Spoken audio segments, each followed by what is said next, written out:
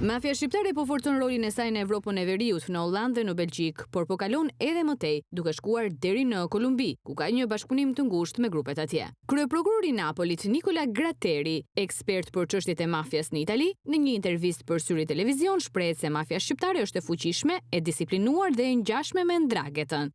Unë e shoh mafian shqiptare si një mafie në ngritje në Europë, një mafie në rritje të vazhdueshme. Ajo po forcon praninë e saj sidomos në Europën e Veriut, në vende si Holanda dhe Belgjika, por tashmë e shohim të përfshirë dhe në Kolumbi, në bashkëpunim të ngushtë me Ndrangheten. Prej disa kohësh mafia shqiptare ka arritur të transportojë në mënyrë të pavarur ngarkesa të mëdha kokaine dhe madje të menaxhojë logjistikën e transportit, por llogaritë Ndranghetas në Europë. Në përgjithësi ajo është një mafie fuqishme dhe shumë e disiplinuar, e cila për nga dhuna dhe struktura e saj ushtarake i janë shumë Ndranghetës. Pikërisht për këtë arsye është e frikshme dhe arrin të imponohet edhe në nivel ndërkombëtar. Gratteri u ndal edhe tek investimet e grupeve kriminale shqiptare, që sipas tij, paratë e ardhura nga aktiviteti kriminal, drejtuesit e grupeve i investojnë në Shqipëri, duke shkaktuar edhe frikë për shkak të pushtetit që ata përfitojnë.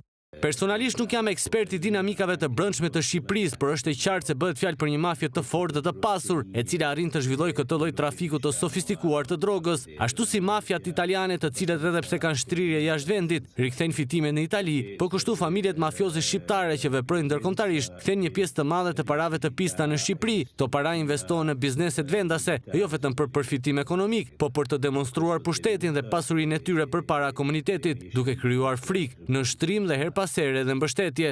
Sipas kryeprokurorit italian, mafia shqiptare është më shumë e pranishme në rajonin e Lacios në Itali, pra në veri të Kampanjas, veçanërisht në provincën e Latinës dhe provincën e Romës. Aty ajo është strukturuar dhe rrënjosur mirë, duke krijuar kontakte me kamorrën italiane.